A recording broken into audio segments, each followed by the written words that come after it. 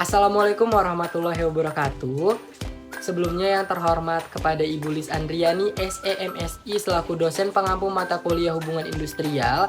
Di video kali ini kami dari kelompok 4 akan mempresentasikan manajemen terjebak antara pandangan yang bertentangan terhadap organisasi.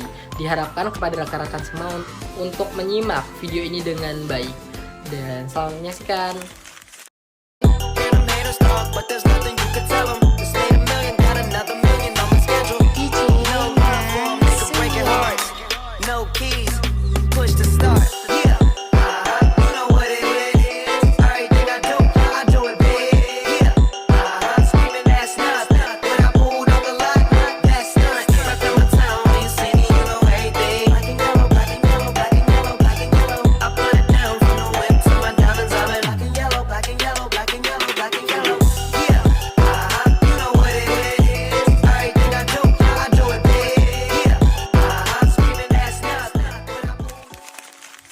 Tujuan pembelajaran kita pada chapter ini ada 5, yaitu mengenalkan konsep-konsep utama manajemen, menganalisis faktor-faktor eksternal yang strategis, mengembangkan strategi yang efektif untuk menghadapi perubahan eksternal dan internal organisasi, dapat mengukur kinerja organisasi dengan menggunakan indikator-indikator yang relevan, yang terakhir, melakukan refleksi dan evaluasi terhadap proses pembelajaran manajemen. Sebelum lebih lanjut, ada pendahuluan. Hingga tahun 1980-an, peran manajemen dalam hubungan kerja tidak terlalu diperhatikan. Dengan hal ini, manajemen dipandang sebagai pihak yang mempertahankan status quo dalam sistem hubungan industrial yang dibentuk oleh teknologi, pasar, dan kekuatan sosial. Dan sejak tahun 1980-an, manajemen menjadi kekuatan utama dalam perubahan hubungan kerja dengan didorong oleh persaingan global dan finansialisasi. Sejarah HRM atau Human Resource Management. Sejarah ini menunjukkan transformasi dari fungsi administratif yang berfokus pada perundingan kolektif dan hubungan serikat pekerja menjadi peran strategis yang mengelola dan memotivasi individu dalam organisasi. Sejak tahun 1980-an, dengan penurunan pengaruh serikat pekerja, Human Resource Management mulai fokus pada manajemen kinerja dan pengembangan individu. Human Resource Management diakui sebagai elemen penting yang harus selaras dengan strategis bisnis untuk mencapai tujuan suatu organisasi. Meskipun adopsi praktik manajemen berformat tinggi masih terbatas di banyak perusahaan saat ini.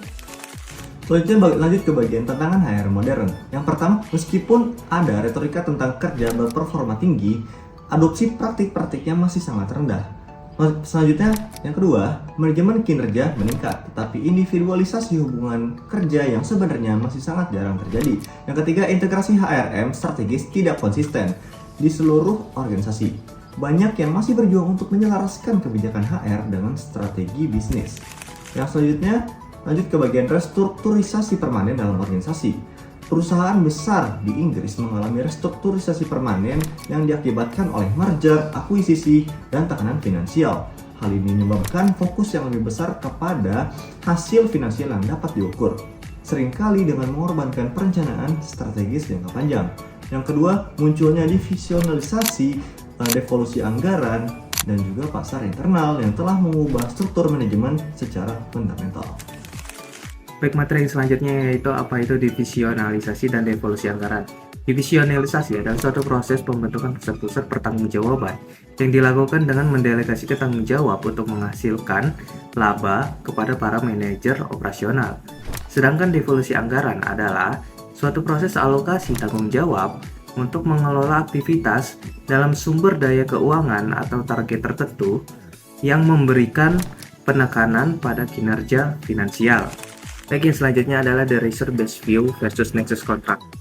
The Research-Based View, yang biasa disebut dengan NBV, adalah suatu manajemen bisnis atau alat yang digunakan untuk menentukan sumber daya strategis yang tersedia untuk sebuah perusahaan, yang dimana biasanya hal ini itu menekankan kekuatan internal dan kapabilitas sebagai sumber keunggulan kompetitifnya. Sedangkan yang dimaksud dengan Nexus of Contracts adalah gagasan yang menyatakan bahwa perusahaan adalah kumpulan kontrak antara berbagai pihak seperti pemegang saham, direktur, dan karyawan. Yang biasanya hal ini itu memandang perusahaan sebagai situs kontrak di mana hubungan pasar yang murni itu dapat terjadi, Tentu saja dengan penekanan pada hasil finansial jangka pendek. Baik, di sini saya akan menjelaskan tentang perubahan HRM yang berkelanjutan. Yang pertama, ada manajemen kinerja, yaitu perubahan dalam manajemen dari tugas menjadi kinerja dengan penekanan pada pengelolaan berdasarkan indikator kinerja utama atau KPI. Yang kedua, ada implikasi HRM yang menangani implikasi operasional dari restrukturisasi, seringkali menyulitkan pengelolaan hubungan kerja yang konsisten dan jangka panjang. Selanjutnya, di sini saya akan menjelaskan dampak krisis finansial dari tahun 2007 sampai 2008. Yang pertama, ada krisis finansial dari tahun 2007 sampai 2008 dapat mengakhiri era finansialisasi dan mendorong refokus pada persaingan berbasis produk dan proses. Yang kedua, ada potensi perubahan dalam kerangka tata kelola perusahaan dengan penekanan pada peran fundamental bisnis dalam menyediakan barang dan jasa kepada pelanggan.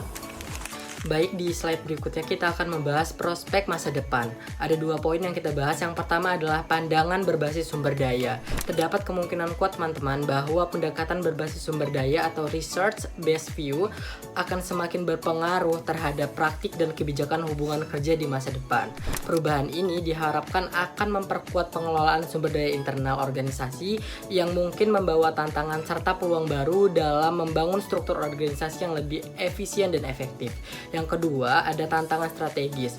Meskipun demikian, tantangan yang besar tetap ada. Perubahan strategis yang diusulkan memerlukan penyesuaian yang tepat dalam praktik organisasi, terutama ketika harus berhadapan dengan tekanan ekonomi yang terus berkembang. Organisasi perlu memastikan bahwa mereka tetap adaptif dan selaras dengan perubahannya.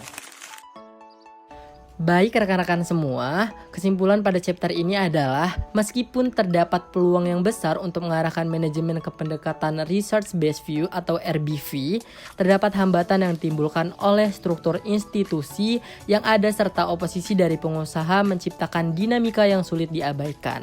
Nah, terjadilah konflik dan ketegangan yang berdampak pada kelanjutan hubungan kerja yang harmonis antara manajemen dan pekerja. Hal ini berarti bahwa upaya untuk merubah pola manajemen tidak hanya menghadapi tantangan internal perusahaan saja, tetapi juga dari tekanan eksternal yang bersifat institusional dan struktural yang pada akhirnya akan terus menimbulkan ketegangan dalam jangka panjang.